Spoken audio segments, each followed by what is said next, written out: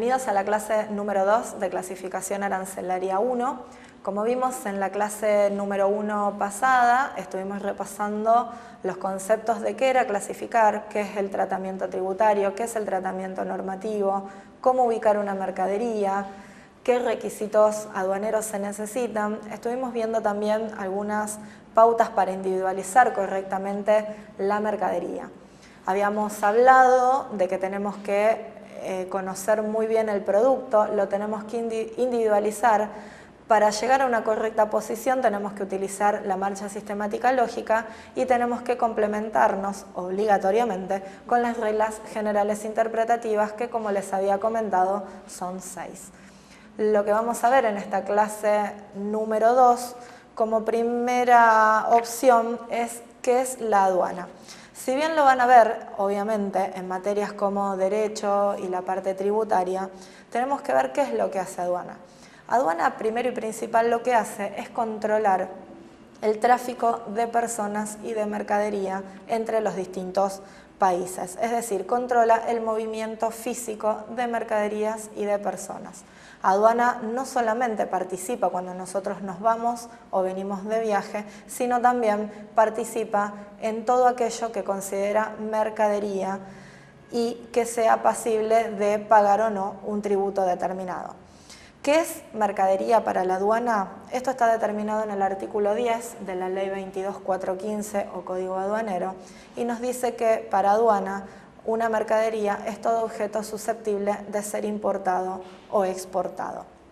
Aduana entonces lo que hace, además de controlar el ingreso y egreso de personas, controla el tráfico internacional de mercaderías. Hay mucha gente que piensa que tal vez aduana lo único que le interesa es recaudar tributos, pero en base a los principios de la Organización Mundial de Aduana, a la cual Dirección General de Aduanas de República Argentina pertenece, no es tan así o del todo como generalmente se piensa de manera equivocada. Aduana particularmente lo que hace con la mercadería una vez llegada es contar, medir y pesar. Además de eso, es la que recauda los derechos o tributos y demás impuestos. También está habilitada para lo que es la recaudación de los tributos interiores o también asimismo de impuestos internos, además de lo que es la parte de recaudación de derecho de importación o exportación. También lo que hace aduana es el cálculo de los reintegros, que van a ver los significados más correctamente en materias como exportación 1, exportación 2 y valoración. Asimismo, lo que hace también aduana al controlar el ingreso y egreso de mercaderías es proteger todo lo que es el medio ambiente, la herencia cultural, la protección ambiental, calcula las estadísticas, que es lo que nos da luego las balanzas comerciales, y además lo que hace es intentar mejorar y fiscalizar el comercio. Puntualmente quiero que sepan que aduana y el tema aduanero es una temática federal, es decir, no existen aduanas provinciales. Todas las aduanas son federales y están constituidas por distintos profesionales en distintas áreas que hacen que el tráfico internacional de personas y mercaderías se haga dentro de lo normalmente y con la normalidad posible dentro de los parámetros previstos. Puntualmente quiero que sepan que lo que es clasificación arancelaria para aduana es muy importante. Asimismo, aduana tiene una unidad técnica donde se pueden realizar consultas clasificatorias, es decir, ante la llegada de un producto que tal vez no tiene un registro de ingreso a nuestro territorio aduanero, y aquí quiero hacer un paréntesis, todos aquellos que pretendan o quieran ejercer aduana, olvídense de la palabra país. Argentina es un territorio aduanero. Y dicho sea de paso, que también lo van a ver, Argentina es un país que tiene dos territorios aduaneros distintos. Uno es el territorio aduanero continental y el otro es el territorio aduanero de Isla Grande de Tierra del Fuego, que es el territorio aduanero especial. El continental se denomina territorio aduanero general. Si bien las clasificaciones arancelarias son las mismas, las intervenciones previas y las preferencias arancelarias que proceden dentro de esa clasificación son diferentes para lo que es un territorio aduanero especial que lo que es para un territorio aduanero general. Quería hacerles esta introducción de lo que es la temática aduanera. Ya les había dicho que es un tema objetivo y no subjetivo, pero asimismo me gusta aclarar bien cuál es la actividad de aduana particularmente y no solamente el hecho de recaudar tributos. Como les anticipé en la clase número 1, vamos a comenzar a ver los criterios de agrupamiento o clasificación de los productos individualizados. Esto está plasmado en el apunte que ustedes han de tener como unidad número 2, en mi caso y para mi apunte es página 20.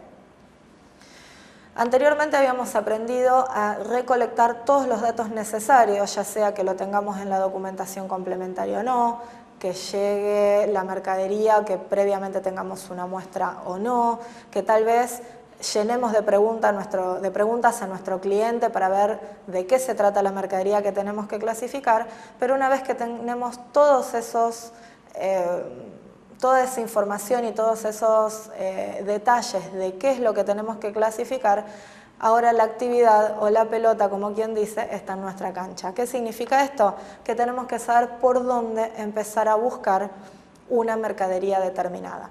En la clase anterior les estuve comentando que el nomenclador arancelario está determinado de una forma lógica y ordenada y que a su vez tiene una composición que va de lo menos elaborado a lo más elaborado y de lo menos complejo a lo más complejo.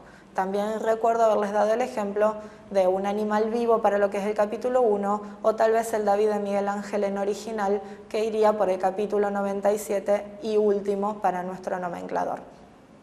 También les comenté que el capítulo 96 es puntualmente para manufacturas diversas, que son todos aquellos productos de distintos materiales constitutivos y de distintas funciones que no se encuentran expresados o comprendidos en otra parte, y así es como está plasmado el título del capítulo. Pero para poder ubicarnos por dónde tenemos que empezar a buscar, que es fundamental, tenemos los criterios de agrupamiento o clasificación de mercaderías. Entonces, ¿cuál es el primero y el más básico que van de la mano con la estructura del nomenclador? Es el criterio para productos naturales. Como ustedes pueden ver, tienen un cuadro donde empezamos a ver el origen de ese producto. Dentro del origen tenemos que la mercadería puede pertenecer a los 3 reinos que conocemos: el animal, el vegetal o el mineral. Por ejemplo, la miel pura de abejas, como tienen el ejemplo en el cuadernillo, es un producto natural del reino animal. Si nosotros, por ejemplo, tenemos tanino, que es un líquido que se extrae de un árbol, tenemos un producto del reino vegetal. Y, por ejemplo, si tenemos tal vez cristal de roca, oro, plata, plomo, ¿sí?, tenemos un producto del reino mineral. Asimismo, tenemos el segundo criterio de individualización o clasificación o agrupamiento, que es el criterio para materias primas o insumos. Una materia prima, como ustedes bien saben, es justamente un producto que sirve para hacer algo terminado, ¿sí?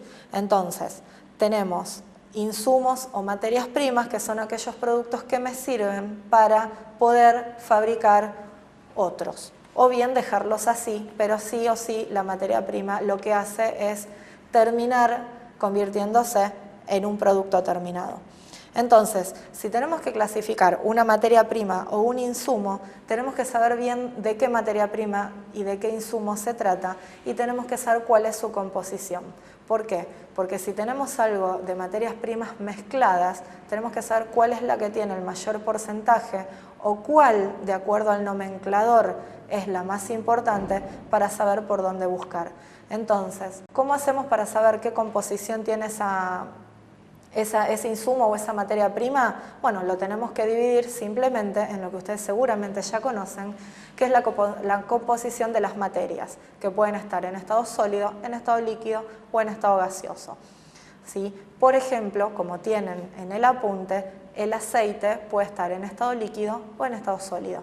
Como les dije en la primera clase, muchas veces una pequeña diferencia que para nosotros es lo mismo o es algo común, hace que la posición arancelaria cambie y por ende pueden pasar dos cosas: que tengamos suerte y el tributo sea el mismo, o que no tengamos suerte y que lo que elijamos que esté equivocado tributen menos, y ahí es cuando estamos incurriendo en una inexactitud. Entonces, tenemos la composición de una materia en estado sólido, líquido o gaseoso. El ejemplo típico es el aceite. El aceite en estado líquido, ¿sí?, es justamente el aceite que ustedes conocen como materia prima para ser procesado y transformarse en algún otro producto, ya sea como aceite comestible o bien tal vez, por ejemplo, como aceite para algún tipo de uso industrial. Ahora, ¿qué otra forma puede tener el aceite? En estado sólido. Si yo tengo aceite en estado líquido, lo debo clasificar por la partida de los aceites. Si tengo aceite en estado sólido, no tengo aceite común, sino que tengo grasa de aceite. Entonces ahí ya tengo una diferencia de partidas y debo ver cuál es el aceite para el ejemplo que estamos tratando que voy a clasificar. Entonces puedo tener el aceite en estado sólido o en estado líquido y las partidas cambian. Con esto finalizamos el criterio número 2 y como ustedes verán cada vez vamos pasando de lo que es la parte más sencilla o más simple a la parte más compleja porque ya tiene un tipo de elaboración. ¿Cuál es el tercer criterio? El tercer criterio trata de las maquinarias y los productos terminados. Aquí van comprendidos justamente todo lo que es maquinaria y un producto terminado. ¿Qué es un producto terminado? Aquel producto que yo directamente lo compro, por ejemplo, y lo puedo empezar a usar sin necesidad de hacerle algún arreglo o reestructuración diferente o aparte. Todo lo que es maquinarias, acuérdense que va por el criterio 3 y que generalmente se ubica de la mitad del nomenclador para adelante. Entonces, ¿cómo hacemos para clasificar una maquinaria? ¿Qué es lo más importante? Tenemos dos formas, el uso o la función.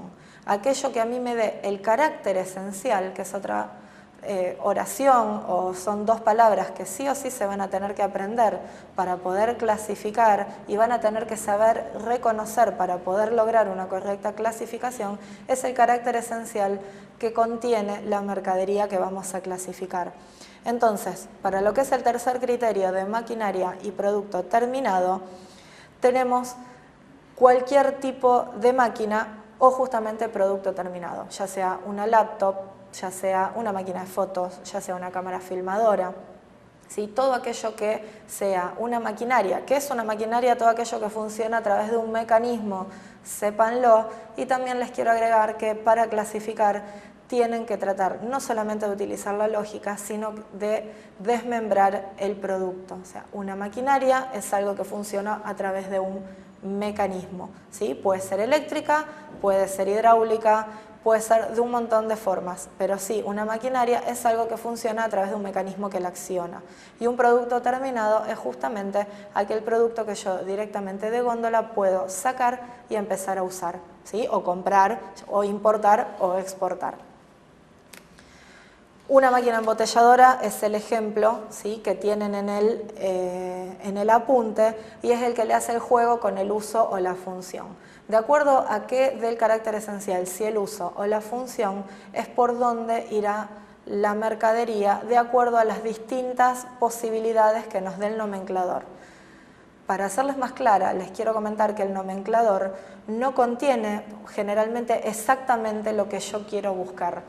Yo seguramente no voy a encontrar una cámara filmadora Sony de 1.6 no sé, lux o 1.6 píxeles o lo que fuera. Sí, a lo mejor voy a encontrar una cámara filmadora hasta 5 lux, hasta 6 megapíxeles, ¿sí?, o con alguna característica que me va a dar, ¿sí?, qué es lo que estoy clasificando, pero generalmente no van a encontrar con exactitud tal cual, con las mismas palabras de un ejercicio de clasificación práctico, lo que se está buscando en el nomenclador arancelario.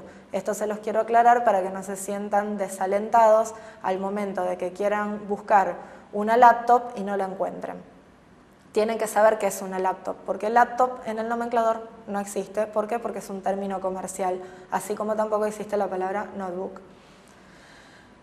Para concluir con el tema de los criterios, el último criterio es justamente el de las manufacturas diversas, que va muy relacionado con el capítulo 96 del del nomenclador arancelario. ¿Cómo determino cuándo es una manufactura diversa? Cuando cumple con algunas condiciones o 3 pautas fundamentales dentro de las cuales yo no puedo determinar cuál es tal vez la esencial. Y esto es el material constitutivo, el uso y la función. Entonces aquí ven cómo de ir de lo menos elaborado va a lo más elaborado. ¿Por qué? Porque empezamos hablando del reino animal, vegetal y mineral y terminamos hablando de un material constitutivo, un uso y una función. Entonces, se tratan de manufacturas diversas, todos aquellos otros artículos que no están expresados ni comprendidos dentro de los grupos anteriores. Esto lo pueden ver, en mi caso, en la página número 22 de su módulo, y tenemos 2 ejemplos que son bien claros. El primero es una taza de cerámica de té, ¿sí? O para té. Y yo acá tengo 2 cosas y tengo que saber analizar el producto. ¿Por qué? Porque yo tengo una taza de cerámica para té. Entonces, ¿qué puedo tener acá? Puedo tener por el material constitutivo un producto de cerámica, ¿sí? O vajilla de cerámica, y también puedo tener demás artículos o vajilla para servicio de mesa. ¿Por qué? Primero, porque que yo tengo una taza para té, no quiere decir que yo la vaya a usar para té. Yo la taza, si quiero, la puedo usar para tomar Coca-Cola. No necesariamente tiene que ser para té. Ahora, el hecho de que sea una taza de cerámica sí me está dando las 2 pautas esenciales que yo tengo que saber para al menos acotar mi rango de búsqueda, ya sea en vajilla, ¿sí? O en manufacturas de cerámica. Si no está en un lado, sí o sí va a tener que estar en el otro. O tal vez, si no lo encuentro dentro de lo que es manufacturas de cerámica, dentro de lo que es vajillas, lo tendré que ir a buscar a manufacturas diversas, dentro tal vez de la parte de demás artículos para uso doméstico. Entonces acá es donde yo tengo que saber analizar simplemente qué es una taza de cerámica. Para té, olvídense, porque es un agregado, ¿sí? No necesariamente una taza tiene que ser para té. Puedo tomar café con leche, puedo tomar Coca-Cola o no puedo tomar nada. Entonces, tengo 2 formas, como una manufactura de cerámica o bien, como dice bien aquí, una vajilla y demás artículos para el servicio de mesa.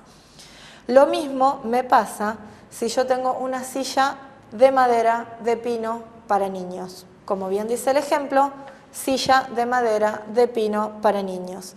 Lo puedo buscar aplicando el criterio de material constitutivo, madera de pino, o bien lo puedo buscar por su uso o función como mueble de madera. Pero sí, en este caso, lo que me da lo fundamental para esto es que es un artículo de madera. Entonces, le vuelvo a repetir, para poder lograr una clasificación arancelaria correcta, tengo que conocer e individualizar el producto y tengo que tratar de comprometer, que es otro de los términos que vamos a utilizar bastante, qué tipo de mercadería tengo y en qué posibles capítulos del nomenclador arancelario, ¿sí?, puedo ubicar este producto. ¿Por qué? Porque yo no puedo decidir, porque a mí me parece, si una taza de cerámica para té, si la busco para té, no voy a encontrar absolutamente nada, pero tampoco puedo decidir por mí mismo si esto es una taza de cerámica que va como vajilla o que puede ir clasificado como una manufactura de cerámica. ¿Por qué? Porque llegado el momento, el nomenclador me va a decir qué es el carácter, cuál es el carácter esencial de este producto y qué es lo más importante para el nomenclador. Si es más importante que sea una vajilla o demás artículos para uso doméstico, o bien que sea una manufactura de cerámica. Otra de las cosas que no hay que tener en cuenta son las marcas comerciales. Si yo digo una taza de cerámica para té Verbano, el para té Verbano no me sirve para nada. Y si tal vez digo una silla de madera de pino para niños, no sé, de la marca tal vez Chicos, se me ocurre, porque puede llegar a ser algo, la empresa que hace cosas para chicos, no es tan fundamental como que sí sepa que es una manufactura de madera o que en el mejor de los casos es un mueble de madera. Entonces, volviendo a repasar, tenemos criterios para agrupar productos individualizados y tenemos el criterio para productos naturales, el criterio para insumos y materias primas, el criterio para maquinarias y productos terminados y el criterio para manufacturas diversas. Bueno, damos por finalizada la clase número 2 de clasificación arancelaria 1. Nos estamos comunicando ante cualquier duda a través del foro, a través del correo electrónico. No duden en consultar cualquier duda o pregunta que tengan, estoy a disposición y será hasta la clase número 3. Gracias.